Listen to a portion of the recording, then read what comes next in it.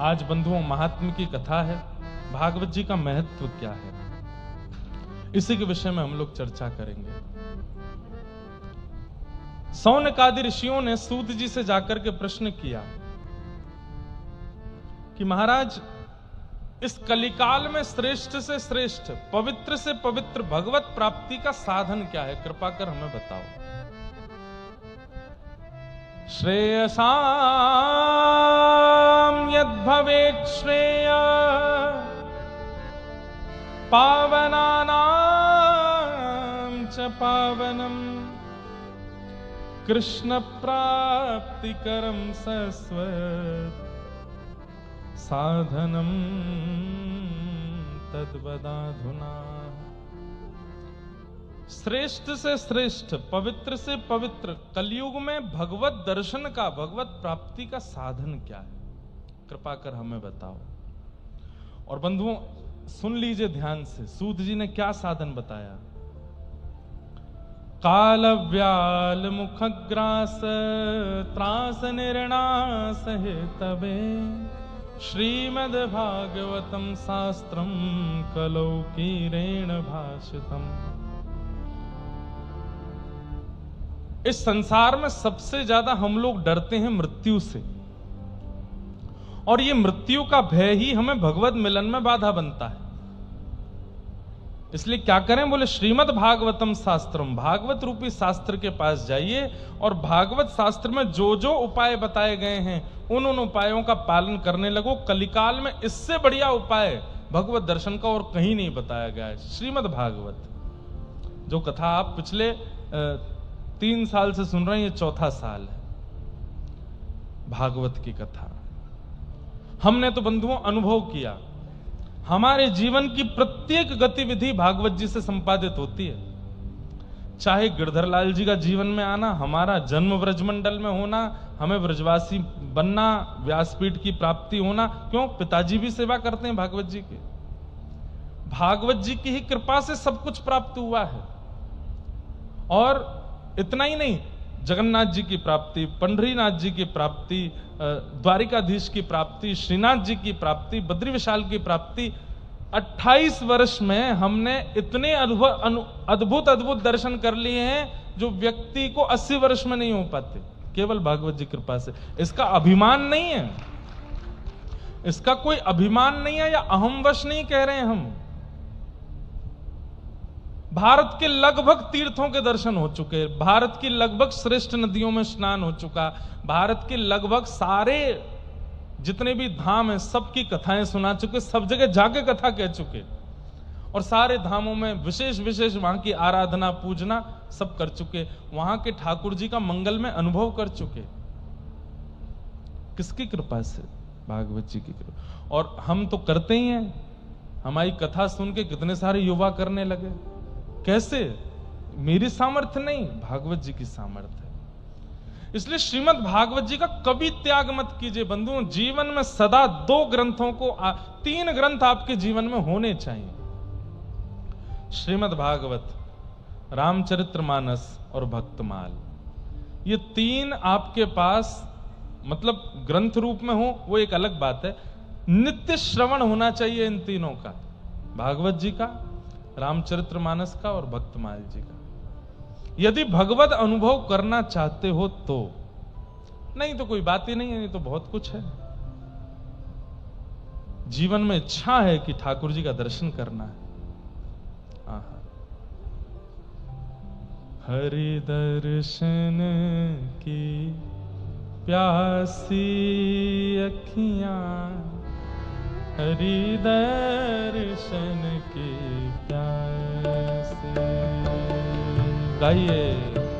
हरि दर्शन की प्यासी अखियां, हरि दर्शन की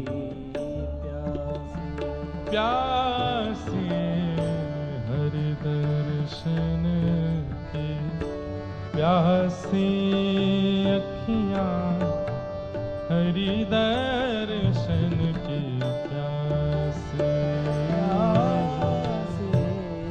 हरि दर्शन की प्यासी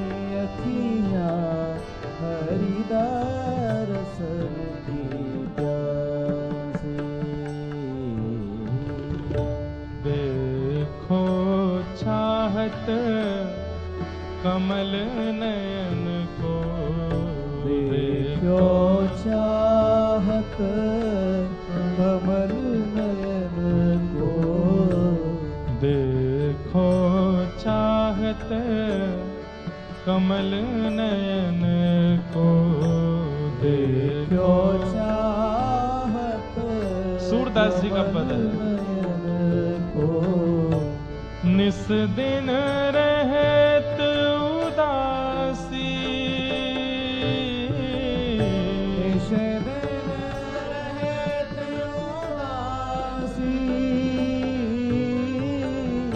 निस दिन रहत उदासी, अखियां हरि दर्शन की प्यासी। हरि दर्शन की प्यासी अखियाँ, हरि दर्शन की प्यासी। प्यासे हरि दर्शन की प्यासी, अखियां हरि दर्शन की प्यासे। हरि दर्शन की प्यासी अखियाँ, श्री राधा गिरधर लाल की।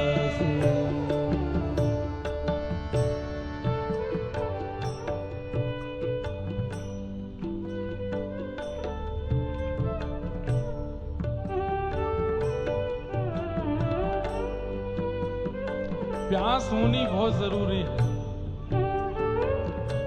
बिना प्यास के पानी का मूल्य नहीं है। प्यास ना लगी हो तो सामने भरे हुए ठंडे पानी के जग रखे हों तो भी इच्छा नहीं होती, लेकिन प्यास लगी हो तो नल चलता हो तो उसकी एक एक बूंद गिरती है तो वो भी लगता है कि हमें मिल जाए। ठीक वैसे ही हरि दर्शन की प्यास चित्त में होनी चाहिए। प्यास नहीं है अभी हम लोगों में। हाँ, ट्रेंडिंग चल रही है भक्ति, चलो वृंदावन। थोड़ा पॉपुलैरिटी मिल जाएगी, चलो जगन्नाथपुरी, चलो द्वार। प्यास नहीं है अभी तक। प्यास तो मीराबाई में थी, प्यास जनाबाई में थी, प्यास सूरदास में। और प्यास कब लगती है? जब हमारे देह को उस वस्तु की जरूरत बना दिया जाता है।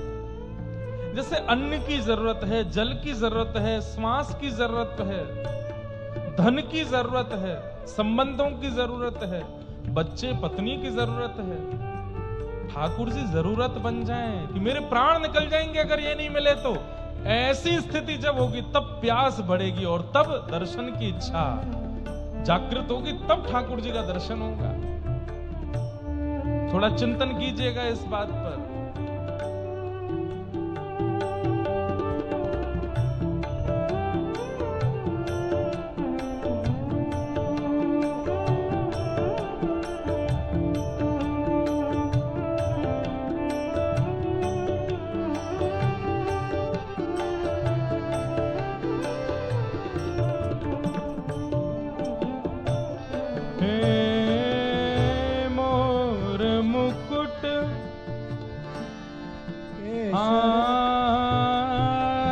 केसर तिलक मोतिन की माला, वृंदावन के वासी। केसर तिलक मोतिन की माला, वृंदावन के बंधुओं देखो, जब भजन गाया जाता है तो आप सब गाते हो, क्यों? सीधा सीधा है, पर ये भी सीधे ही हैं। ये बल्कि भजन से ज्यादा सरल हैं ये पद। बस इनके लिए एक चीज करनी होती है कि नेत्र बंद करो, और नेत्र बंद करके जीव से नहीं, कंठ से नहीं, यहां से गाओ और गाइए चिंतन करके अपने प्रिय स्वरूप का। केसर तिलक मोतिन की माला, वृंदावन के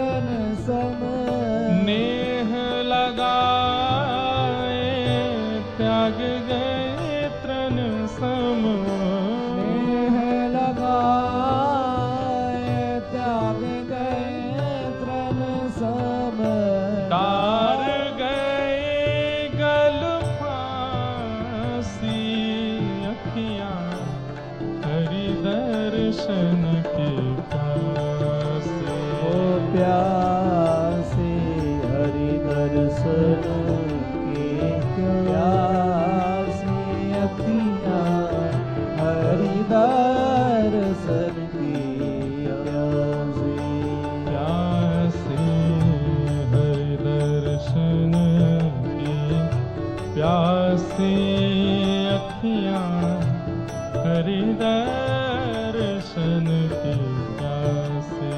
प्यासे हरि दर्शन की प्यासे अखियाँ हरि दर्शन की प्यासे। काहू के मन की को जानत लोगन के मन हंसी। काहों के मन की को जानत लोगन के मन हंसी। ओ सूरदास प्रभु तुमरे दरस बिन। सूरदास प्रभु तुम्हारे दरस बिन। सूरदास प्रभु तुमरे दरस बिन। सूरदास प्रभु तुम्हारे दरस बिन। ले हो करवट कासी अखियाँ हरि दर्शन की प्यासे। प्यासे हरि दर्शन की प्यासे अखियाँ हरि दर्शन की प्यासे। प्यासे हरि दर्शन की प्यासे अखियाँ हरि दर्शन की प्यासे। ओ प्यासे हरि दर्शन की प्यासे अखियाँ हरि और दर्शन। जब सूरदास जी के इस पद से जब प्यास प्रकट हो जाए ठाकुर जी के मधुर दर्शन के, तो फिर कैसे दर्शन होते हैं? केसर तिलकम कृष्ण वरणम। केशर तिलकम बंधु कृष्ण वरणम। उल्लासनगर में बैठे हैं आप लोग, नेत्र बंद करके, और बस जो शब्द है ना, इन शब्दों का ही चिंतन कर लीजिए। राधा रमण जी के प्रत्यक्ष दर्शन हो जाएंगे। बस प्यास जगा लीजिए चित्त में। ओ केसर तिलकम कृष्ण वरणम। केशर तिलकम कृष्ण वरणम। ओ केसर तिलकम कृष्ण वरणम। ओ केशर तिलकम कृष्ण वरणम। राधारमणम हरे हरे राधारमणम हरे हरे व्रज जन प्रिय बाल मुकुंदम राधा हरे हरे राधा हरे हरे। जय जय राधा रमण प्यारो राधा रमण। जय जय राधा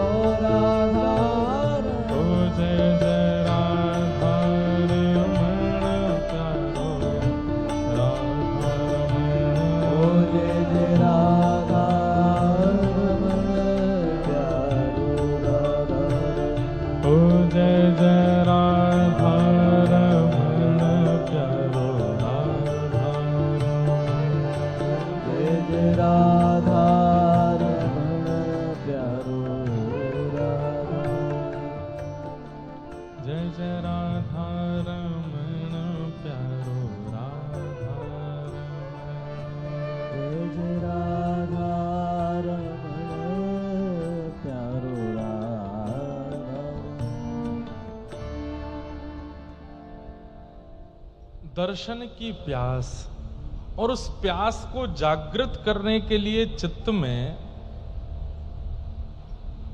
किसी प्रकार के श्रवण की आवश्यकता है, और वो श्रवण की आवश्यकता में जो शब्द हैं वो भागवत है।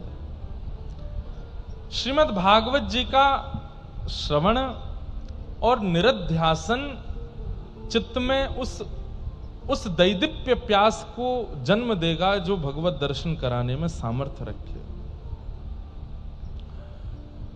मीराबाई में वो प्यास है, जनाबाई में वो प्यास है, सक्कूबाई में वो प्यास है, तुकाराम नामदेव जी में वो प्यास है, लेकिन हम लोगों में वो प्यास आती तो है पर बहुत जल्दी खत्म हो जाती है। आजकल के लोगों में बहुत जल्दी खत्म हो जाती है। वो प्यास रहे, और उस प्यास को निरंतर चित्त में स्थापित करने की सामर्थ्य भागवत में है।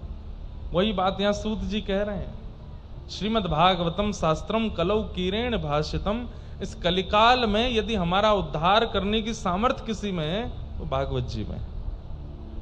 तब सौनकादि ऋषियों ने पूछा, महाराज जी थोड़ा भागवत जी के बारे में बताओ, किनका उद्धार हुआ है इनसे, कैसे कैसे इनसे उद्धार होता है।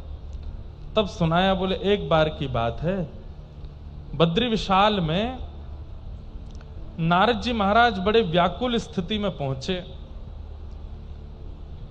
नारद जी महाराज ने जाकर के वहां सनक सनंदन सनातन सनत कुमारों से कहा, अहम तुम पृथ्वीम यातो ज्ञात्वा सर्वोत्तमामिति पुष्करम च प्रयागम च काशिम गोदावरी तथा हरिक्षेत्रे कुरुक्षेत्रे श्रीरंगम सेतु वंदनम एवमादिषु तीर्थेषु ब्रह्ममाण इतस्ततः। मैं गया था पृथ्वी पर, नारद जी ने कहा, और ये सोच करके गया था कि पृथ्वी बहुत अच्छी है, लेकिन पृथ्वी पर जाकर के मैंने देखा सब उल्टा है, गोलमाल है भाई, सब गोलमाल है, पृथ्वी पर सब गोलमाल है। बोले क्या गोलमाल देखा आपने? तो यहां पर उसका वर्णन किया गया है, सत्यम नास्ति तपः शौचम दया दानम न विद्यते उदर भरिणु जीवा बरा कह कूट भाषण। बोले पहली बात, सत्य बोलने वाले लोग पृथ्वी पर बहुत कम हैं, अधिकतर असत्य बोलते हैं। जैसे लोग, कई लोग काउंटर रखते हैं ना हाथ में, एक काउंटर लेके आइए, नाम जप के लिए नहीं लाइएगा, नाम जप भी करो लेकिन एक अलग से एक और लेके आओ, एक व्हाइट लाओ, एक ब्लैक लाओ। व्हाइट वाला जो नाम जप वाला, ब्लैक वाला क्या है वो हम बता रहे, उसको रखो। जब आप सुबह अपना पूजन पाठ करके जब सब निकलते हैं तो ब्लैक वाला लगा लो हाथ में। जब असत्य बोलो तब उसको दबाओ, किसी से मजाक में भी झूठ बोल रहे हो तो भी दबाओ, किसी के साथ छल कर रहे हो, कपट कर रहे हो तो दबाओ, कहीं अनीति कर रहे हो तो दबाओ, कहीं क्रोध कर रहे हो, वे वजह का क्रोध कर रहे हो तो दबाओ, लोभ कर रहे हो तो दबाओ। जो भी पाप की श्रेणी आपको पता है और वो जब जब आप कर रहे हो ईमानदारी से दबाओ, किसी को दिखाना तो है नहीं, छुपा किस बात का दबाओ। रात्रि में आकर के जब आप चेक करोगे तो आपका नाम जप की संख्या कम है, उसकी संख्या ज्यादा है। हम इतने दोष युक्त हैं, इतने दोष हमारे चित्त में भरे पड़े। एक चरित्र आता है भक्तमाल जी में, विट्ठल दास जी। ये विट्ठल दास जी विट्ठल नाम के बहुत भक्त हुए। श्रीमद वल्लभाचार्य जी के पुत्र भी विट्ठल हुए, हितरवंश महाप्रभु के शिष्य भी विट्ठल हुए, पर ये विट्ठल जी अलग हैं। ये मथुरा के एक चतुर्वेदी ब्राह्मण थे विट्ठल। इनके पिताजी जो थे वो राजा के कुल पुरोहित थे, पिताजी और चाचा जी दोनों कुल पुरोहित थे। तो इन्होंने बाल्यकाल में एक दिन क्या देखा कि इनके पिता और चाचा दोनों लड़ रहे थे आपस में। किस बात पे लड़ रहे थे? बोले राजा ने उत्सव के बधाई के रूप में कुछ दक्षिणा दी और कहा आधा आधा कर लेना, और उसके आधे आधे के चक्कर में दोनों में लड़ाई हो गई। इतनी लड़ाई हुई कि बस पूरा मोहल्ला इकट्ठा हो गया, परिवार इकट्ठा हो गया, कोई रोकने टोकने नहीं आया। लड़ते लड़ते एक स्थिति पर दोनों ने एक दूसरे के प्राण हरण कर लिए। और इन्होंने बाल अवस्था में वो देखा कि मेरे पिताजी और चाचा दोनों संपत्ति के पीछे लड़ करके मर गए। बोले संपत्ति के पीछे मैं नहीं भागूंगा, जिसने मेरे पिता और चाचा के प्राण हरण, ये तो संसार का सर्वनाश करता है। लाला को जगा दो। नहीं भजन ही कर रहा। हाँ लाला ताली से भजन चल रहा है। थक गए होंगे बेचारे, अब तुम सामने ही बैठे तो हमको नींद आ रही तुमको देख। कोई बात नहीं, हाँ चलता है, पर सोने वाले पीछे वाली सीट पर बैठते हैं, आगे वाली पर नहीं। वो बेचारे स्कूल के कॉलेज के बच्चे हैं, कहीं से पढ़ा के आए होंगे, थक गए होंगे। बोले दिन भर तो टीचर पढ़ाते हैं, शाम को ही महाराज जी पढ़ा रहे हैं। एक कैमरा वाले भैया क्यों दिखा रहे हो बेचारे को? नहीं देखो, तुम नहीं देखे हो, संग में 4 दिखे, अब लोग ढूंढते रहेंगे चारों में से कौन सा सो रहा था। क्या बता रहा था मैं? विट्ठल जी। तो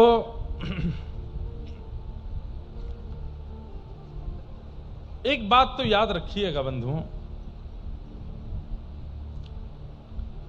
भक्ति भी आवश्यक है भगवत प्राप्ति में, ज्ञान भी आवश्यक है, वैराग्य भी आवश्यक है और त्याग भी आवश्यक है। ये केवल भक्ति है, बाकी 3 नहीं है तो भी काम नहीं चलेगा। केवल ज्ञान है, बाकी 3 नहीं है तो भी काम नहीं चलेगा। केवल वैराग्य है, भक्ति नहीं है तो भी काम नहीं चलेगा। त्याग है और ज्ञान वैराग्य भक्ति नहीं है तो भी काम है। चारों चाहिए, भागवत, भक्ति, ज्ञान, वैराग्य और त्याग।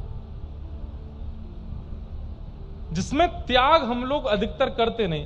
हमारी दीक्षा में 5 संस्कार होते हैं, तो 5 संस्कार में पहले तप्त 2 मुद्राएं, यहां गर्म मुद्राएं दी जाती, शंख चक्र, दूसरा पुंड्र तिलक, तीसरा मंत्र, चौथा नामकरण, नया नाम रखा जाता है, और 5वां याग। 5वां संस्कार ये होता है कि आपको किसी भी एक वस्तु का ठाकुर जी के चरणों में त्याग करना है, तब आपकी दीक्षा पूरी होगी।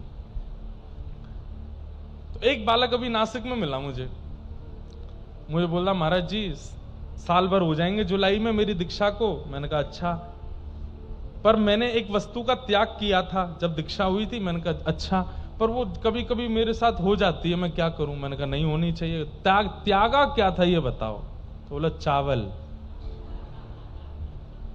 मैंने कहा वाह बहुत बढ़िया। मैंने कहा कोई त्यागने की वस्तु है? अरे हमने कहा था वो त्यागो जिससे तुम्हारा व्यवहार बिगड़ रहा है, वो त्यागो जिससे तुम्हारे विचार बिगड़ रहे हैं, वो त्यागो जिससे तुम्हारा स्वरूप बिगड़ रहा है संसार में। मैंने कहा ऐसे तो कोई चाय त्याग देगा और कोई क्या कहते हैं, बोले मैंने किसमिस त्याग दी। चलो, अरे कौन सी बड़ी त्याग कर दी भाई, किसमिस छोड़ के कुछ बड़ा थोड़ी किया। चलो मैंने बादाम त्यागे, बादाम, किशमिश, चावल, चाय, कोल्ड ड्रिंक, ये कुछ ठीक है, नहीं उनको सीमित होनी चाहिए, पर भक्ति के लिए तुम ठाकुर जी की प्राप्ति के लिए चावल त्यागोगे, रोटी त्यागोगे, सब्जी त्यागोगे? अरे नहीं, इससे अच्छा दुर्व्यवहार का त्याग करो। फिर हमने उसको समझा, मैंने कि भाई चकाचक चावल पा। मैंने जगन्नाथपुरी जाएगा क्या पाओगे, वहां तो महाप्रसादी मिलता है। लेकिन त्याग बहुत जरूरी है, एक वस्तु का त्याग करो। हां, एक त्याग है पोशाक। मैं जीन्स नहीं पहनूंगा, मैं टी शर्ट नहीं पहनूंगा, मैं धोती बगलबंदी ही पहनूंगा। हमने त्याग दिए थे आज से 10 साल पहले, आज तक नहीं पहने। रात्रि में कभी कभी खेलने जाते हैं तो टी शर्ट पहन लेते हैं, लेकिन नीचे धोती ही पहनते हैं। जीन्स नहीं पहनी आज तक, कभी पैंट नहीं पहनी। कोई नहीं बता सकता कि महाराज जी ने यहां पे पैंट जीन्स पहनी हो, नहीं पहनते, त्याग दिया। और कभी जबरदस्ती कोई पहना भी दे तो ऐसा लगता है मेरी नाक दबा दी हो। मतलब मुझे ऐसा लगने लगा है कि मैं रोम रोम से श्वास लेता हूं, और जीन्स पहन लेते हैं तो ऐसा लगता है अब यहां से तो श्वास ही नहीं ले पा रहे हम। ऐसा लगता है नाक घुट गई हो। अब वो त्याग एक बहुत बड़ा त्याग है। क्यों? समाज, संसार और सब लोग आपको देख करके टोक सकते हैं, अरे भाई आजकल ऐसे ही रहते हो, बने रहते हो। पर यह भी इतना बड़ा त्याग नहीं है। त्याग दुर्व्यवहार का, दुर्विचार का, विठल दास जी ने त्याग कर दिया संपत्ति का। बोले जो संपत्ति मेरे परिवार को नष्ट कर रही है वो संपत्ति के पीछे मैं नहीं भागूंगा। और एक बात बताऊं, आप सब इनको जानते हो विठल दास जी को, क्यों? इन्होंने एक प्रसिद्ध कीर्तन की रचना की जिसको पूरा विश्व गाता है।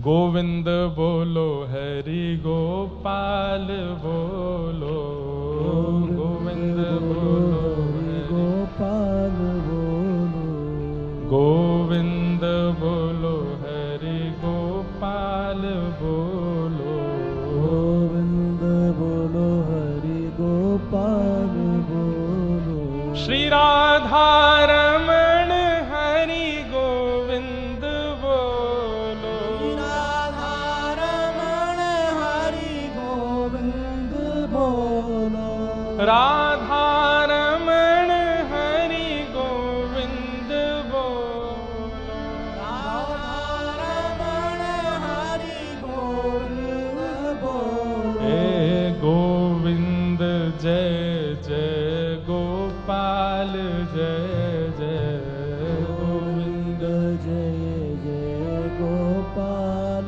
जय जय, श्री राधा रमण हरि गोविंद जय जय, राधा रमण हरि गोविंद जय। इस कीर्तन की रचना इन्होंने ही की जिनका चरित्र आप सुन रहे हो, श्री विठल जी।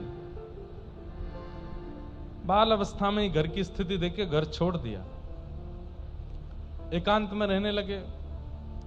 इनके पिताजी के गुजर जाने के बाद तो राजा बोले कि भाई हमारे कुल पुरोहित पधार गए। बोले हाँ, तो उनके पुत्र को आना चाहिए कुल पुरोहित पदवी पर, वो क्यों नहीं आता? बहुत सैनिक भेजे लेकिन नहीं आए। अंत तो गत्वा उन्होंने कह दिया भाई मुझे वो संपत्ति नहीं चाहिए जिससे मेरे घर के ही लोग पधार गए थे। वो संपत्ति सुखदायी कैसे हो सकती है जिससे इतने बड़े विवाद हो जाते हैं? मेरे पास तो हरिनाम संपत्ति है, मैं उसी में ही राजी हूं। राजा ने फिर बहुत प्रार्थना की तो आपने कहा मैं कुल पुरोहित कर्म करने नहीं आऊंगा, दक्षिणा लेने नहीं आऊंगा, सत्संग सुनना हो तो मुझे बुला लो। तो राजा ने इनको बुलाया। कहते हैं कि मंत्री महामंत्री ये लोग बड़े दुष्ट थे। इन लोगों ने, राजा ने तो कह दिया वो आ रहे हैं सत्संग सुनाएंगे, व्यवस्था करना बढ़िया वाली। मंत्री लोगों ने छत पर व्यवस्था कर दी, क्योंकि वे लोग जानते थे कि वो कीर्तन खड़े होकर के करते हैं और जब कीर्तन करते हैं तो खूब तेज नाचते हैं, आंख बंद करके नृत्य करेंगे, छत से गिर जाएंगे। बहुत ख्याति हो रही है आजकल उनकी। जब गए विठलदास जी, छत पर कीर्तन हुआ और यही गोविंद जय जय गोपाल जय जय श्री राधा रमण हरि गोविंद जय जय गाते गाते गाते गाते आप इतनी द्रुत गति से नृत्य किए। अच्छा, जब ये कीर्तन करते तो बाकी लोगों के भी नेत्र बंद हो जाते। नृत्य करते करते अचानक से कीर्तन की ध्वनि आनी बंद हुई। सबने आंख खोल के देखा तो थे ही नहीं, झांक के देखा तो छत से नीचे गिर गए। खून खून हो गया पूरा शरीर।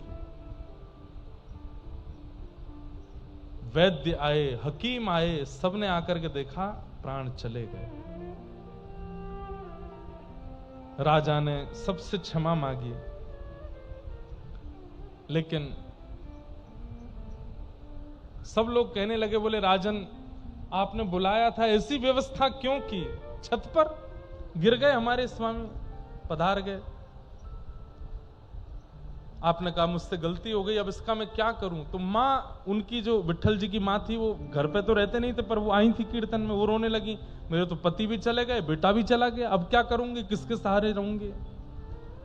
तो राजा ने कहा माँ, आपके शेष जीवन में जितना धन लगेगा सब राजकोष से आएगा, और अभी के लिए इतनी संपत्ति मैं आपको दे रहा हूं। मेरे राज परिवार में ये घटना हुई है, इसका पूरा दंड मैं अपने ऊपर लेता हूं, ये लीजिए धन। खूब सारा धन धान्य दे दिया। विठल जी का ब्याह भी हो गया था, उनकी पत्नी भी रोने लगी, मेरे भी पति चले गए, उनको भी धन दे दिया। लौट करके जब विठल जी का शव लेकर के आए, एक व्यक्ति वहां बैठा था जो विठल जी के संग कीर्तनों में जाता था। उसने कहा मुझे लगता नहीं है कि इनके प्राण गए हैं। तो सबने कहा अरे चले गए भाई प्राण, ये तो ऐसे ही बोल रहे हैं, तुम अर्थी लगाओ, वहां पर शमशान में व्यवस्था करो।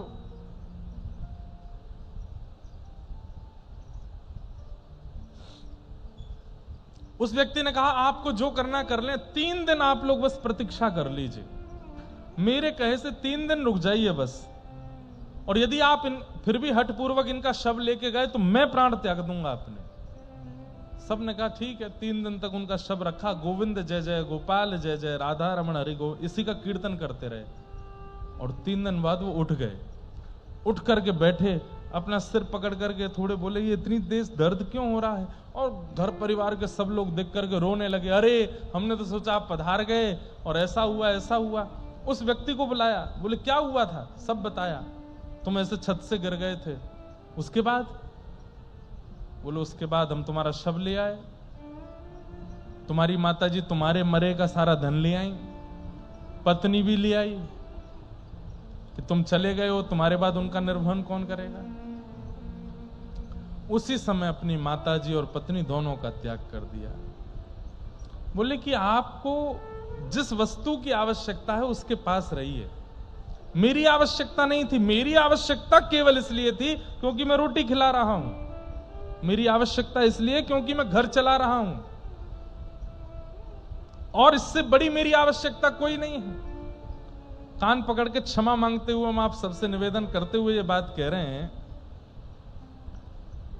व्यक्ति के चले जाने पर व्यक्ति गया इसलिए कम रोया जाता है, उससे जो जो फायदे परिवार को थे उसके लिए ज्यादा रोया जाता है। कितने स्वार्थी हैं संसार के लोग। और विट्ठल दास जी को वो बात पता चल गई थी कि बहुत स्वार्थ है इस संसार में। उस समय तो परिपूर्ण रूप से अपने परिवार, पत्नी, माताजी सबका त्याग कर दिया, और जो थोड़ा बहुत उनके पास भी धन था वो भी दे दिया। बोले लो राजकोष से तो तुम्हारा आएगा ही इतना, ये मेरा भी रखो। सब छोड़ करके विट्ठल दास जी चले गए। उनका कीर्तन इतना प्रिय लगा कि इसी कीर्तन को गाते गाते गाते गाते गाते एक दिन ठाकुर जी उनको मिल गए और अपने निकुंज में लेकर के चले गए। गोविंद जय जय गोपाल जय जय राधा रमण हरि गोविंद जय जय।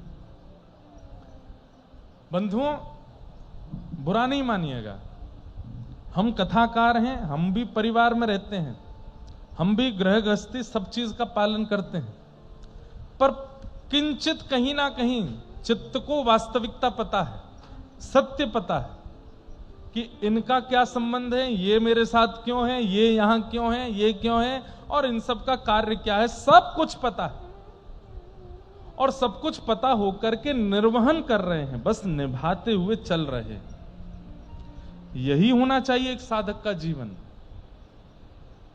एक वैष्णव का जीवन, एक भक्त का जीवन। उसको सब सत्य पता होना चाहिए, और पता होते हुए बस उसमें कैसे बोल दूं तो अटपटा लगेगा, नाटक कैसे करना, बस नाटक करके चलो, नाटक करना। ये बात यहां से बाहर अगर कह दूंगा तो कंट्रोवर्शियल हो जाएगा, लेकिन वास्तविकता यही है कि हमको नाटक ही करना है। यहां पर संसार के साथ वही नाटक करते हुए चलना है, वास्तविकता नहीं। वास्तविकता तो केवल ठाकुर जी, केवल श्याम सुंदर, केवल उनके सामने वास्तविक, बाकी सबके सामने नाटकबाज बन जाओ। सत्यम नास्ति तपः शौचम दयादानम न विद्यते उदर भरिणो जीवा बका बराका कूट भाषिण। नारद जी बोल रहे हैं, मैंने पृथ्वी पर आकर के क्या देखा, बोले सत्य नहीं बोलते लोग, तप नहीं करते, भजन नहीं करते, केवल आडंबर कर रहे हैं भजन के नाम पर, पवित्र नहीं है, शौचम नास्ति, दया नास्ति, लोगों के अंदर दया नहीं है, केवल दिखावा है दया का भी। बंधु, सब कुछ आज की डेट में दिखावा बनता जा रहा है, सत्य भी दिखावा बनता जा रहा है, तप भी दिखावा बनता जा रहा है, पवित्रता भी दिखावा बनती जा रही है, दया भी दिखावा बनता जा रहा है, दान भी दिखावा बनता जा रहा है, सब कुछ। और जब से सोशल मीडिया का टाइम आ रहा है, जैसे जैसे अब तो दिखावे की पूछो ही मत, हदें पार हो रही, केवल दिखाना है।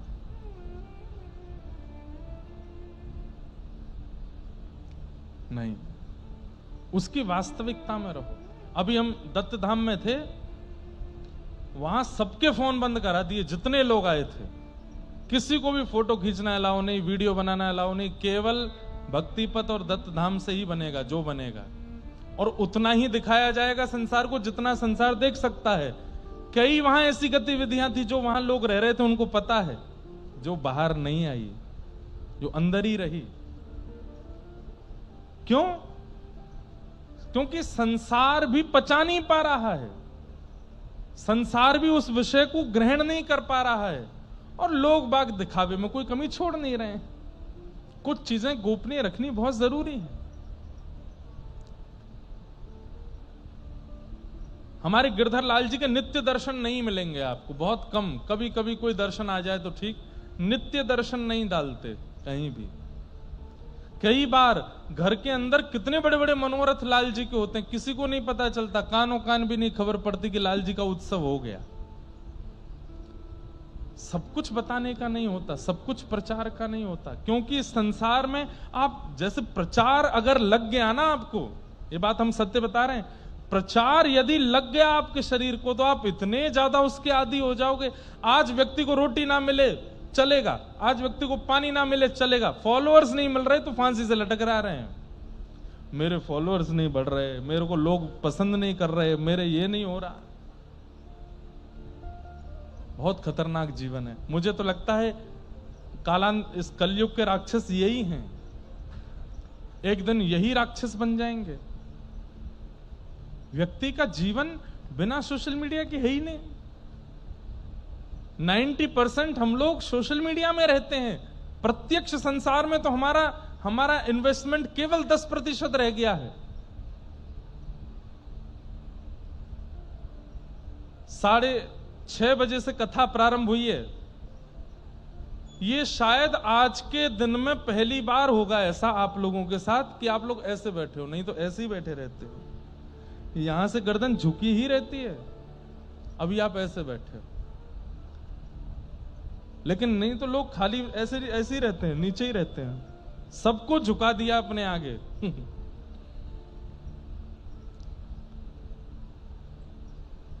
अद्भुत है संसार। सत्यम नास्ति, तपह नास्ति, शौचम नास्ति, दया नास्ति, दानम नास्ति, और केवल किस लिए जरा बोलो, उदर भरिणो जीवा, मेरा पेट भरना चाहिए। बरा कहा कूट भाषिणा, पेट भरने के लिए पढ़ाई कर रहे हैं, पेट भरने के लिए ब्याह कर रहे हैं, पेट भरने के लिए सब भजन पूजन कर रहे हैं, सब कुछ केवल पेट भरने के लिए। हम लोग वास्तविकता में उपासक किसके हैं? लंबोदर इसके उपासक हैं, इसकी उपासना कर रहे हैं। तू खुश रहे, राजी रहे, क्या खाएगा? मोमोज, अभी खिलाते हैं इसी को खिलाते। और भाई उल्लासनगर में तो वैरायटियों की तो पूछो ही मत, ऐसे ऐसे वेरिएशन तो मुझे भी खाने को मिलते हैं यहाँ पर अच्छे तो लगते हैं। हम दो के उपासक हैं, पहले तो ये लूली बाई और दूसरे मोटे राम, इन दो की ही उपासना चल रही है बस।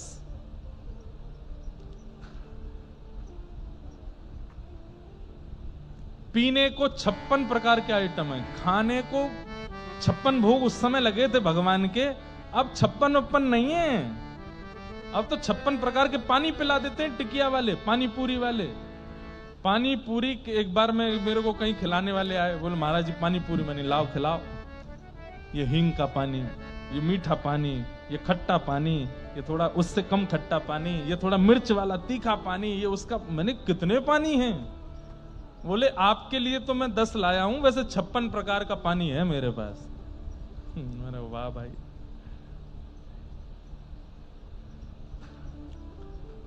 गोस्वामी तुलसीदास जी विनय पत्रिका में एक पद गाते हैं, जो मोहे राम लागते मीठे, जो मोहे राम लागते। देखो हम भी खा लेते हैं, हम भी पानी पूरी पाते हैं, हमें भी कुछ बढ़िया सात्विक बनाया जाए, ठाकुर जी भोग लगे तो पाते हैं, पर उसके पीछे नहीं पड़े रहते कि यही चाहिए, यही खाना है, नहीं तो नहीं चल। दत्त धाम नासिक में अगर प्रसाद आपने पा लिया, 2-3 दिन बाद हमारे कई परिकर के लोग वो प्रसाद ही नहीं पाते थे। क्यों? सात्विक है, बिल्कुल सात्विक, सामान्य प्रसाद। 30 दिन 2 समय वही प्रसाद पा करके रहे। इस पे कोई अभिमान नहीं कर रहे हैं, पर एक बात बता रहा हूं, कई लोग इसलिए डर के मारे हमारी परिकर के 1-2 लोग तो दत्तधाम आए नहीं। क्यों? वहां प्रसाद बड़ा सिंपल मिलता है, सामान्य मिलता है। भैया तुमको राम नाम मीठा लगा नहीं है, कृष्ण नाम मीठा लगा नहीं है, गुरु नाम मीठा लगा नहीं है, इसलिए संसार के रसों में भटक रहे हो।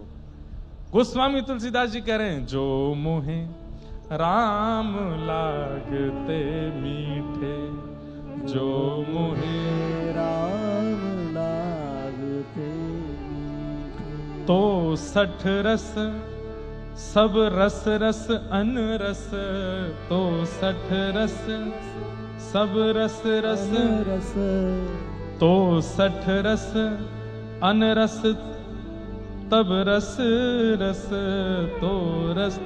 तो 60 रस सब रस रस अनरस, है जाते सब सीठे, हे जाते सब सीखे, जो मोहे राम लागते मीठे, जो मोहे। राम लागते। हमारे व्रज के एक महात्मा, अब सोचिए, जिनको कृष्ण नाम लग जाता है, राम नाम लग जाता है, राधा नाम जीभ पर लग जाता है, पर उनको संसार की विषय वस्तु देखने की इच्छा नहीं होती। पवा दो, कोई बात नहीं, पा लेंगे थोड़ा रस के लिए, लेकिन उसी के पीछे ही पड़े रहें, ऐसा नहीं। वड़ा पाव के लिए पागल हैं लोग बंबई में। क्या मिल रहा है उसमें? मैंने एक बात कहीं कथा में सुनाई थी, एक हमारे प्रेमी वृंदावन में, वो बोले कहाँ हो? मैंने बंबई। बोले सुनो, कितने बजे की फ्लाइट है? मैंने कहा इतने बजे की। बोले मैं दिल्ली आ जाऊं। मैंने क्यों? बोले वहां से वड़ा पाव ले आओ और जगह का नाम बताओ, वहां से ले आओ। अरे तो मैंने कहा आप दिल्ली क्यों आ रहे हो? मैं वृंदावन आऊंगा, भेज दूंगा घर पर आपके। अरे नहीं नहीं नहीं, वृंदावन आते आते थोड़ा और बासा हो जाएगा ना, तुम खरीदना। और सुनो, फ्लाइट कितने बजे की? मैंने 5:30 4:30 पहुंचोगे एयरपोर्ट में, उसको 3:30 बजे ही लेना। 3:30 बजे लेकर के 4:30 एयरपोर्ट पहुंचना, 5:30 फ्लाइट में बैठना, 8 बजे जब दिल्ली उतरोगे एयरपोर्ट बाहर निकल, ज्यादा नहीं 4 घंटे की उम्र ही हुई होगी उसकी, तो खाने में सुख मिलेगा। वृंदावन आओगे तो 2 घंटा और बूढ़ा हो जाएगा बड़ा पाव। मैंने कहा वाह रे भैया, ऐसे ऐसे लोग हैं। बंधुओं, 3-4 बड़े खतरनाक इंद्रियां हैं हमारे शरीर में। एक तो आंख, दूसरी जीभ, और 2 उपस्थ गुप्त इंद्रिय। ये 4 बड़ी खतरनाक इंद्रियां हैं। अगर इन चारों को आपने संभाल लिया, और एक बात, इन चारों को संभालने का एक ही तरीका है, कान। यहां से सुनो, यहां से जितना बढ़िया बढ़िया सुनते रहोगे, जितना बढ़िया बढ़िया ग्रहण करते रहोगे, जितना बढ़िया बढ़िया आस्वादन करते रहोगे, ये भी सुधर जाएगी, ये भी सुधर जाएगी, गुप्त इंद्रियां भी सुधर जाएंगी। ज्ञानेश्वरी में श्री ज्ञानेश्वर माउली ओवी हैं, वहां कई भाव बताते हैं। एक बार एक हमारे प्रेमी बता रहे थे, बोले पंढरीनाथ ऐसे क्यों बैठे हैं, खड़े हैं? बोले पंढरीनाथ कट्टी पर हाथ धर के इसलिए खड़े हैं कि भाई ये जो कमर है ना, बस इससे नीचे के सुधार लो, इससे नीचे सुधर जाओ, गुप्त इंद्रियों को सुधार लो, और बोला वा विठ्ठल, कहा पहा वा विठ्ठल, बस विठ्ठल विठ्ठल बोलो, सब सुधर जाएगा, फिर कुछ करने की आवश्यकता नहीं। पर हमारी यही इंद्रियां बिगड़ी हुई है, और इंद्रियों को सुधारने का एक ही तरीका है, कान। यहां से सुनो, गोपियां गोपी गीत में कहती हैं, तब कथामृतम तप्त जीवनम कवि विरीडितम कल्मषापहम श्रवण मंगलम श्रीमदाततम भुवि गृणन्ति ते भूरिदा जना। तो केवल इसके लिए जी रहे हैं हम लोग, उदर भरिणो जीवा। नारद जी कह रहे हैं ये बात, मैं नहीं कह रहा हूं। और पाखंड निरताः संतो विरक्ताः सपरिग्रह मंदा सुमंद मतयो मंद भाग्यायुपद्रता पाखंड निरताः संतो। बोले संतत्व कम दिखाई देता है, पाखंड ज्यादा दिखाई दे रहा है। पाखंड निरताः संतो विरक्ताः सपरिग्रह। कई लोग बताते हैं कि वो विरक्त हैं, लेकिन परिवार बच्चे पत्नी सबके संग रह रहे हैं। और सब बातें यहां पर बहुत सारी बातें कही, पूरी सृष्टि का वर्णन कर दिया कैसी है दुनिया। और सब वर्णन करते हुए बोले जैसे ही मैं भ्रमण करता हुआ वृंदावन पहुंचा, वहां मैंने एक आश्चर्य देखा। एक परम युवती बैठी और उसकी गोद में 2 वृद्ध लेटे हैं। और वो युवती कौन है? बोले भक्ति महारानी। और वो 2 वृद्ध कौन है? बोले ज्ञान और वैराग्य। भक्ति महारानी से मैंने पूछा, देवी आप ऐसे कैसे? बोले मैं भक्ति हूं, मैं तो युवा हूं, पर मेरे दोनों पुत्र ज्ञान और वैराग्य वृद्ध हो गए हैं। क्योंकि दुनिया मुझे तो करती है, पर इन दोनों का आश्रय नहीं लेती। ज्ञान कितना होना चाहिए? सब ग्रंथों का ज्ञान नहीं, क्या सही और क्या गलत, इतना ज्ञान सबको होना चाहिए। क्या उचित है और क्या अनुचित है, इतना बोध तो सबको होना चाहिए। उसे ज्ञान कहते हैं। और वैराग्य किसे कहते हैं? कि सामने भले ही कितने भी विषय वस्तु क्यों ना आ जाए, लेकिन फिर भी मन विचलित ना हो, इसे वैराग्य कहते हैं। बंधुओं, कई बार विषय वस्तु इसलिए हमारे सामने रख दी जाती है, ठाकुर जी परीक्षण करना चाहते हैं, देखते हैं कि ये विचलित होता है कि नहीं, विचलित होता है कि नहीं, ये देखने के लिए कई बार विषय वस्तु हमारे सामने आती है। आप अपने मन पर वशीकृत होकर के बस लगे रहो अपने कार्य में, मत उसकी तरफ ध्यान दो, यही वैराग्य है। ज्ञान और वैराग्य इतना होना आवश्यक है। सही गलत की पहचान और हर वस्तु के प्रति आसक्ति नहीं, ये 2 चीज यदि हमने संभाल ली तो भक्ति महारानी अत्यंत प्रसन्न हो जाती है।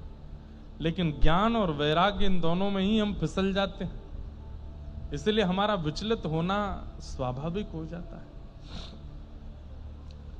नारद जी महाराज बोले, मैंने भक्ति से कहा तुम्हारे दोनों वृद्ध पुत्र हो गए हैं, ये दोबारा युवा कैसे होंगे? तब भक्ति महारानी ने कहा, ये आप बताइए, संतों से पूछ के बताइए, मेरे पुत्र युवा कैसे होंगे? तब नारद जी महाराज बोले, मैंने सब जगह पूछा लेकिन किसी ने उत्तर नहीं दिया, तब मैं बद्रीनाथ आया। अब मैं आपसे पूछ रहा हूं, हे सनत कुमारों, भक्ति महारानी के पुत्र युवा कैसे होंगे? तब उन्होंने 5 प्रकार के यज्ञ बताए। द्रव्य यज्ञस्तपो यज्ञ योग यज्ञस्तथा परे स्वाध्याय यज्ञान यज्ञश्च ते तु कर्म विसूचका। 5 प्रकार के यज्ञ हैं, द्रव्य यज्ञ, तप यज्ञ, योग यज्ञ, स्वाध्याय यज्ञ और ज्ञान यज्ञ। इनमें ज्ञान यज्ञ सबसे श्रेष्ठ है और उस ज्ञान यज्ञ में भी श्रीमद् भागवत की कथा। सत्कर्म सूचको नूनम ज्ञान यज्ञ स्मृतो बुधई श्रीमद् भागवतालाप सतु गीत सुखादिभि। भागवत की कथा, भागवत की कथा। तब नारद जी ने कहा, ये भागवत की कथा कौन सुनाएगा? मुझे वक्ता बताइए। सनत कुमारों ने कहा, तुम ढूंढ लो। तब नारद जी बोले, आप ही कथा सुना दीजिए। और सनत कुमारों ने व्यासपीठ को स्वीकार किया, कथा सुनाना प्रारंभ किया। देवता आए हैं, ऋषिगण आए हैं, बड़े बड़े गंधर्वजन आए हैं, नदियां आई हैं, तालाब पोखर भी सब रूप धारण करके आए हैं, वृक्ष भी रूप धारण करके आए, वायु पवन देव भी आए हैं, करोड़ों की तादाद में श्रोता बैठे हैं। आनंद नाम के वन में कथा चल रही है। और तभी वहां पर भक्ति सुतौ तौ तरणौ हित्वा प्रेमैक रूपा सहसा विराशित श्री कृष्ण गोविंद हरे मुरारे हे नाथ नारायण वासुदेव जिह्वे पिबस्वा मृतमेत देव गोविंद दामोदर माधवेति। भक्ति महारानी अपने दोनों पुत्रों के साथ वहां प्रकट हो गई और वहां कथा में आते ज्ञान और वैराग्य युवा हो गए, नृत्य करने लगे। नृत्य करते हुए आनंदित होने लगे।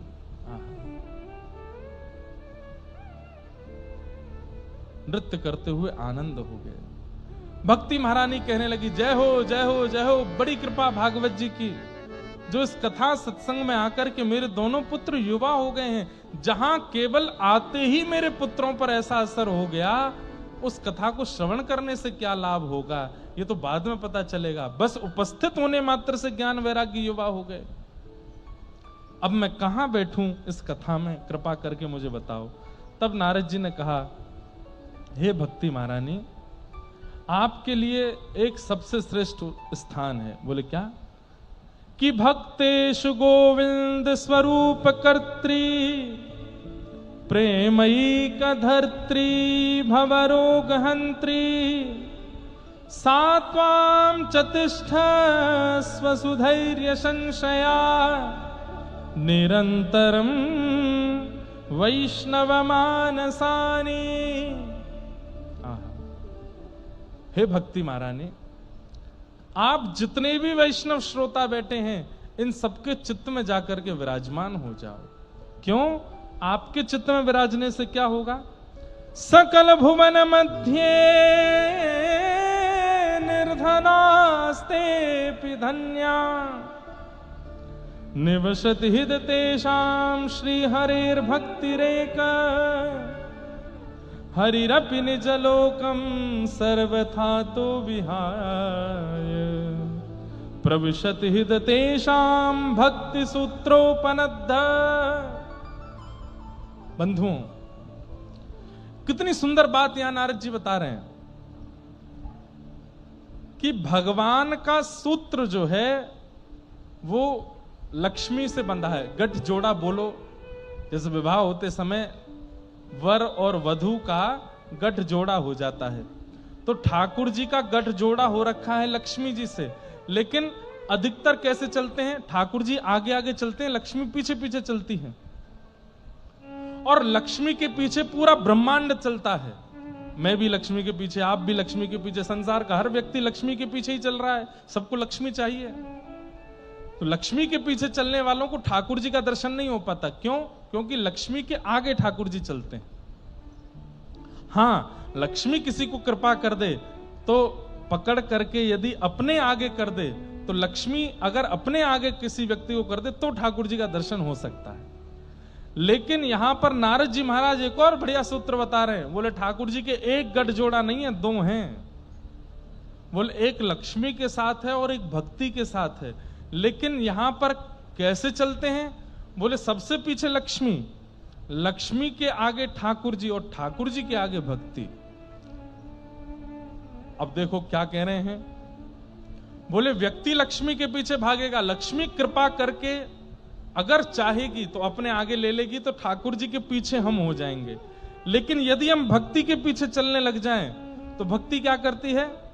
भक्ति उस बालक को पकड़ करके अपने आगे रखती है। तो फिर स्थिति क्या हो जाती है? बोले सबसे आगे भक्त, भक्त के पीछे भक्ति, भक्ति के पीछे भगवान, भगवान के पीछे लक्ष्मी।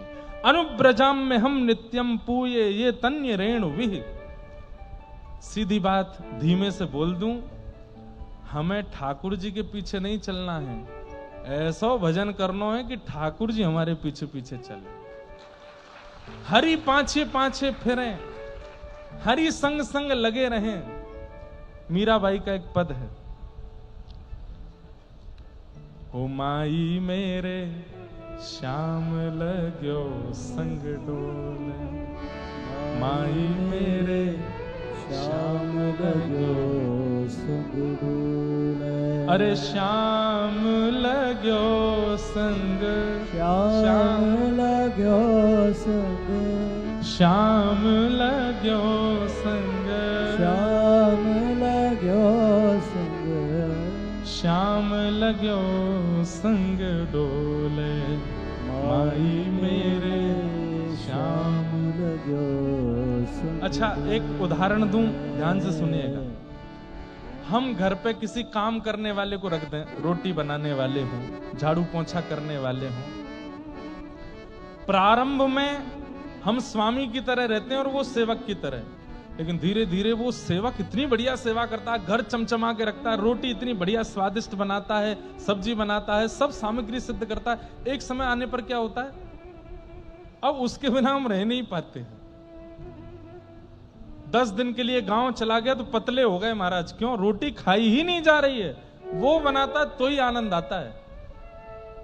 ऐसे ही ठाकुर जी की सेवा, प्रारंभ में वो स्वामी रहेंगे, आप दास रहोगे, लेकिन करते रहो करते रहो करते रहो। एक दिन ऐसा आएगा कि आप एक दिन के लिए दूर जाओगे, ठाकुर जी बेचैन हो जाएंगे। और यही तो करना है हमें, हम कितने दिन बेचैन रहे उनके लिए, ऐसी स्थिति कर दो ठाकुर जी बेचैन हो हमारे लिए।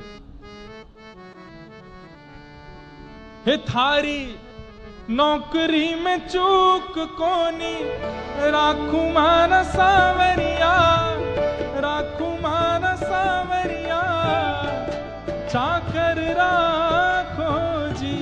हे गिरधारी माने चाकर राखो, हे बनवारी माने चाकर राखो, हे गिरधारी माने चाकर राखो। ओ गिरधारी माने चाकर राखो। गाओ भाव से, थारी चाकरी में चूक कोनी, राखू मारा सावरिया, राखू मारा सावरिया, चाकर राखो जी। गिरधारी माने चाकर राखो जी, हे गिरधारी माने चाकर राखो जी। गिरधारी माने चाकर राखो। बोलो राधा रमण लाल की, करताल बजा के गाओ।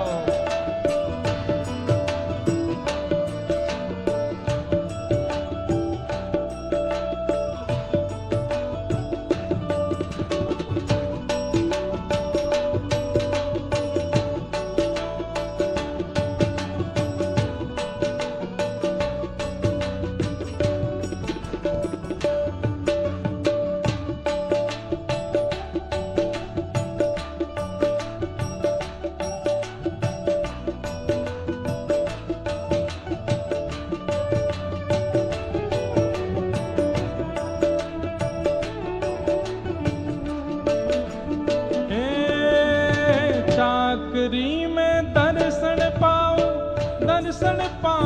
खर्ची, चाकरी में दर्शन पाऊं खर्ची, चाकरी में दर्शन पाऊं खर्ची, चाकरी में दर्शन पाऊं खर्ची। हे भाव भगत जागीरी पाऊं तीनों बाता सरसी,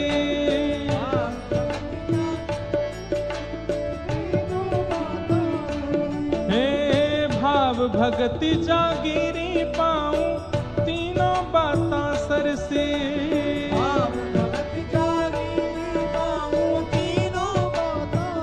हे थारी नौकरी में चूक कोनी, राखू मारा सावरिया, राखू मारा सावरिया, चाकर राखो जी। ओ गिरधारी माने चाकर राखो जी, हे सावरिया माने चाकर राखो। ओ सावरिया माने चाकर राखो और जी। मीराबाई क्या कह रही हैं? चाकर रहसूं बाग लगासूं, नित उठ दर्शन पासूं, चाकर रहसूं बाग लगासूं, नित उठ दर्शन पासूं। हे चाकर रहसूं बाग लगासूं, नित उठ दर्शन पासूं।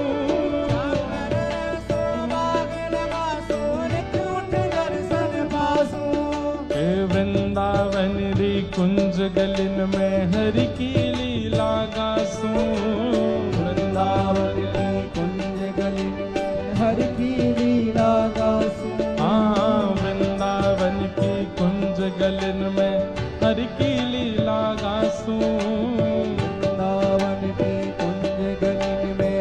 की लीला गासूं, हो वृंदावन की कुंज गलिन में गासूं थारा सावरिया, गासूं थारा सावरिया, चाकर राखो जी।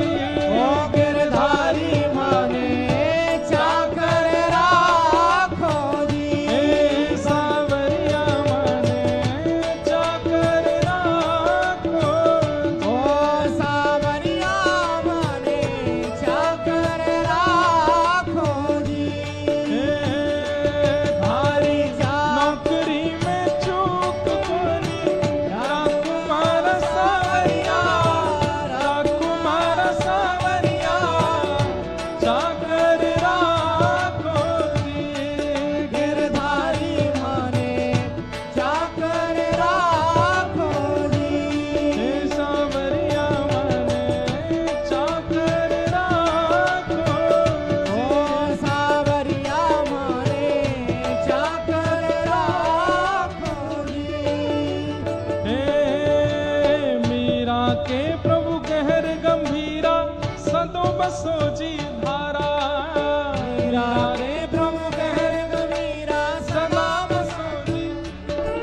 हे मीरा के प्रभु गहर गंभीरा, सदा बसो जी धारा। मीरा के प्रभु गहर गंभीरा सदा बसो जी धारा। हे आधी रात प्रभु दर्शन दीना, प्रेम नदी के तीरा। आधी रात प्रभु दर्शन दीना, प्रेम नदी के तीरा। हे आधी रात प्रभु दर्शन दीना, यमुना जी के तीरा। आधी रात प्रभु दर्शन दीना यमुना जी के तीरा। हे थारी ओ थारी, हे थारी नौकरी में चूक कोनी, राकुमार सावरिया, राकुमार सावरिया, चाकर राखो जी। गिरधारी माने चाकर राखो जी। हे सावरिया माने चाकर राखो। ओ सावरिया माने चाकर राखो जी। थे के वो तो सावरा में मोर मुकुट बन जाऊं। देखो तो सावरा में मोर मुकुट बन जाऊं। थे के वो तो सावरा में मोर मुकुट बन जाऊं। है कहो तो सावरा में मोर मुकुट बन जाऊं।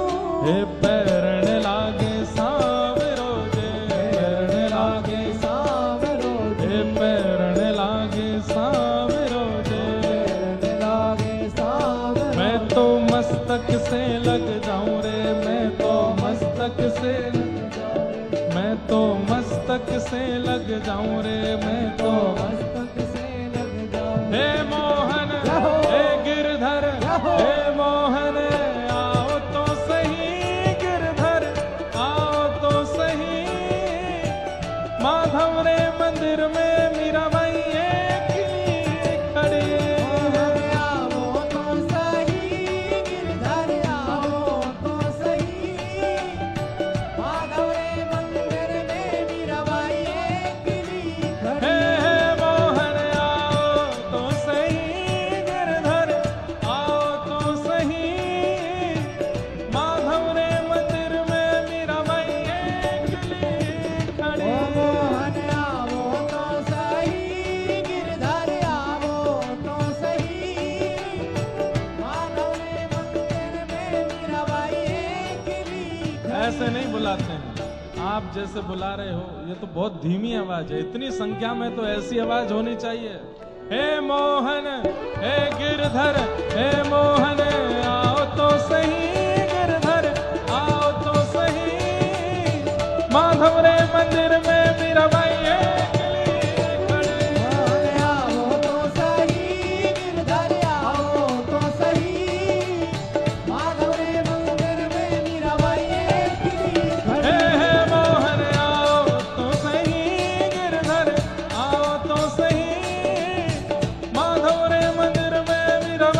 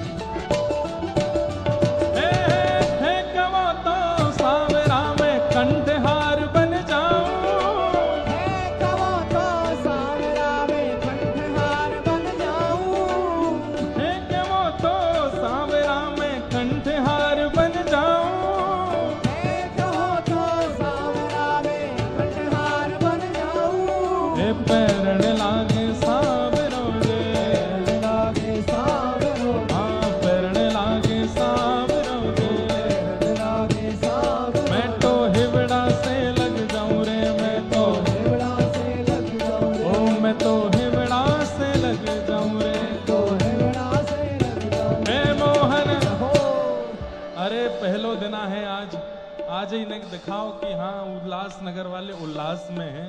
हो जाओ उठा के, हे मोहन हे गिरधर हे मोहन आओ तो सही, गिरधर आओ तो सही, माधव रे मंदिर में मीरा बाई एकली खड़ी। मोहन आओ तो सही, गिरधर आओ तो सही, माधव रे मंदिर में मीराबाई एकली खड़ी। हे मोहन आओ तो सही, गिरधर आओ तो सही, माधव रे मंदिर में मीरा बाई एकली खड़ी। मोहन आओ तो सही, गिरधर आओ तो सही, माधव रे मंदिर में मीराबाई एकली खड़ी। थे के वो तो सांवरा में पग पायल बन जाऊं, थे के वो तो सांवरा में पग पायल बन जाऊं, थे के वो तो सांवरा में पग पायल बन जाऊं, थे के वो तो सांवरा में पग पायल बन जाऊं। अरे नाचन लागे सांवरो दे, लागे सावरो, हाँ नाचन लागे सांवरो दे, लागे सावरो, ओ मैं तो चरणा से लग जाऊं रे, मैं तो से लग जाऊं रे, मैं तो चरणा से लग जाऊं रे। चरणा से लग हे मोहन हे गिरधर हे मोहन आओ तो सही, गिरधर आओ तो सही, माधव रे मंदिर में मीराबाई एकली खड़ी। मोहन आओ सही, गिरधर आओ तो सही, माधव रे मंदिर में मीराबाई एकली खड़ी। हे मोहन आओ तो सही, गिरधर आओ तो सही, माधव रे मंदिर में मीराबाई एकली खड़ी। मोहन आओ तो सही, गिरधर आओ तो सही, माधव रे मंदिर में मीराबाई एकली। और आप कह दो बस नाथ, जो कह दोगे सो बन जाएंगे, जिधर भेज दोगे उधर चले जाएंगे, बस आपके कहने की देर है। ऐसा विश्वास ठाकुर जी को दिलाओ। थे के वो तो सांवरा में जल यमुना बन जाऊं, है कवा तो सांवरा में जल यमुना बन जाऊं। ये मैं और आप गा तो रहे हैं, इसका मतलब है पूर्ण समर्पण ठाकुर जी के लिए। ठाकुर जी बोले कहीं मेरे मन में कुछ ऊधम आ गया तो करने के लिए, तो ठाकुर जी से कहना तैयार हैं हम, आप कर लो बस, लेकिन याद रहे खिलौना हम ही रहने चाहिए, बदलना नहीं। हे थे के वो तो सांवरा में जल यमुना बन जाऊं, है कवा तो सांवरा में जल यमुना बन जाऊं। थे के वो तो सांवरा में जल यमुना बन जाऊं, है कवा तो सांवरा में जल यमुना बन जाऊं। ओ नावण लागे सांवरो दे, नावण लागे सांवरो दे, नावण लागे सांवरो दे,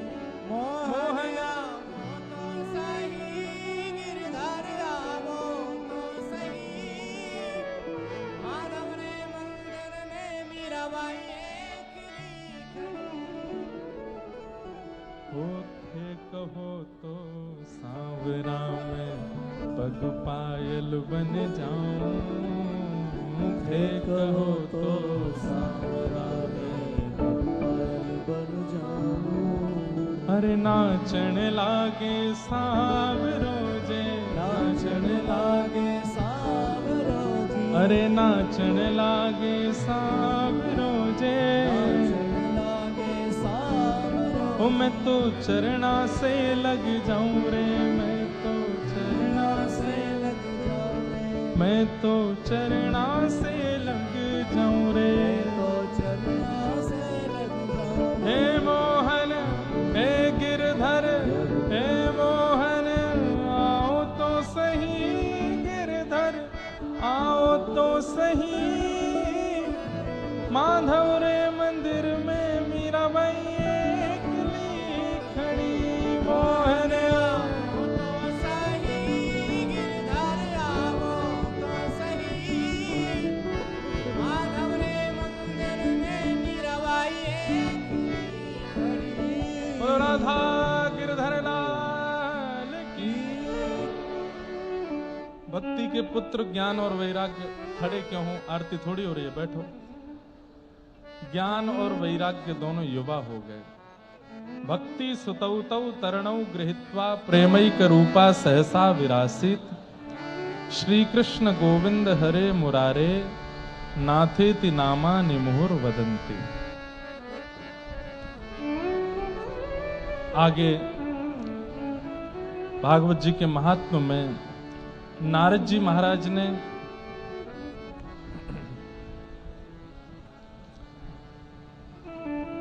के विशुद्ध्यन्ति वदन्तु मह्यम। भागवत की कथा सुनने से कैसी कैसी चित्त की पवित्रताएं आती हैं और कौन कौन से पाप करने वाले लोग पवित्र होते हैं, इसके बारे में बताया। एक आत्मदेव नाम के ब्राह्मण थे, उनके कोई संतान नहीं थी। संत कृपा से एक फल प्राप्त हुआ, फल गाय को खिला दिया और पत्नी एक सहेली के पुत्र को घर में ले आई।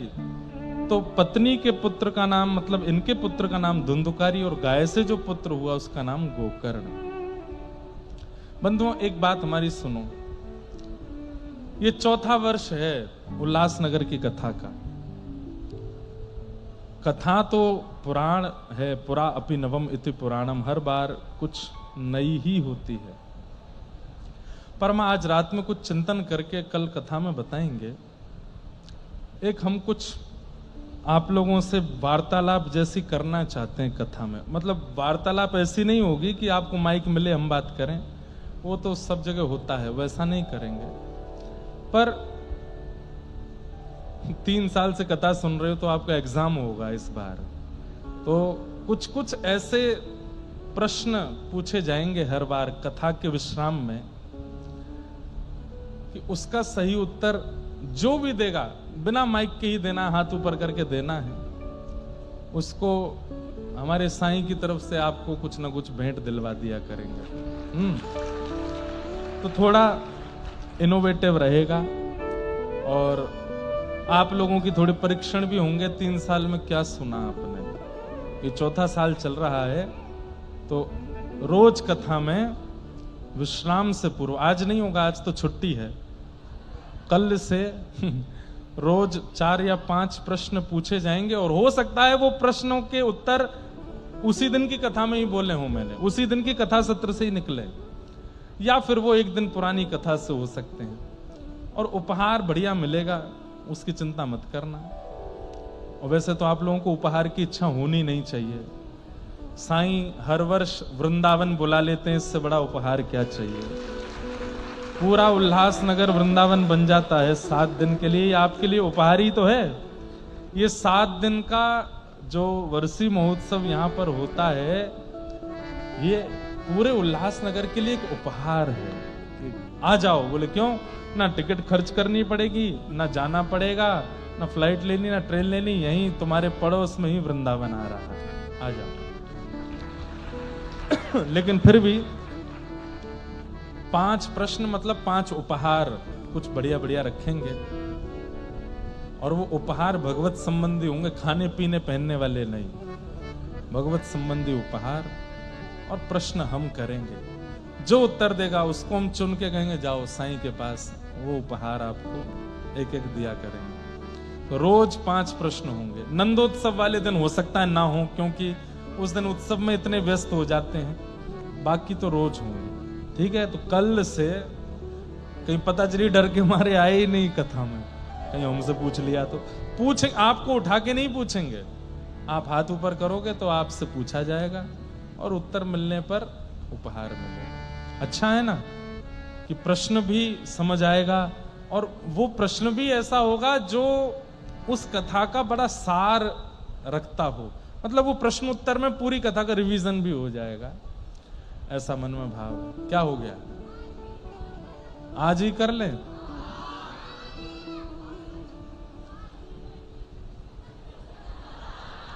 हम पे बहुत खतरनाक प्रश्न आते हैं। जनाबाई के माता पिताजी का नाम बताओ। ऐसे प्रश्न तो मैं करूंगा ही नहीं, उनके माता पिता कौन। ये तो जनरल नॉलेज वाले होते हैं। वो नॉलेज हो जिससे मन बुद्धि दोनों कुछ तीव्रता को प्राप्त हो। आज तो छुट्टी रहने दो, कल से ही करेंगे। फिर दोबारा बोल रही हो, फिर हम कुछ पूछ लेंगे, फिर नहीं बता पाओगी। इसलिए ब्रजवासियों से पंगा नहीं। ब्रजवासी यदि कहे तो कल आज नहीं।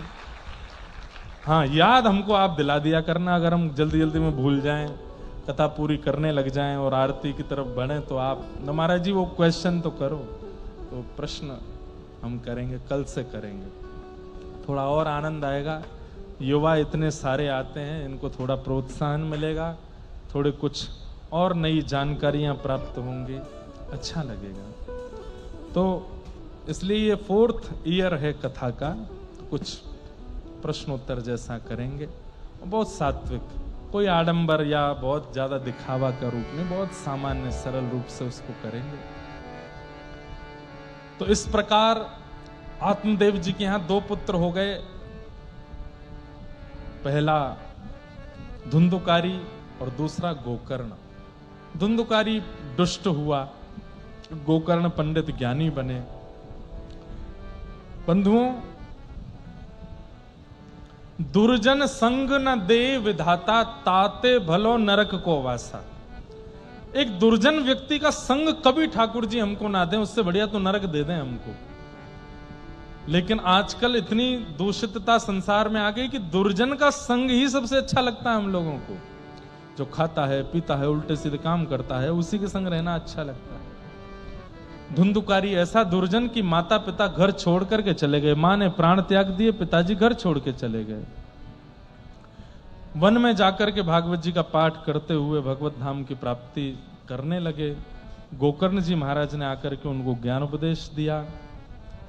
देह स्थिमां सरुधिरे भिमतिं त्यजत्वं, जाया सुतादिषु सदा ममतां विमुञ्च, पश्यानि जगदिदं क्षणभङ्गुनिष्ठं, वैराग्य रागरसिको भव भक्तिनिष्ठ।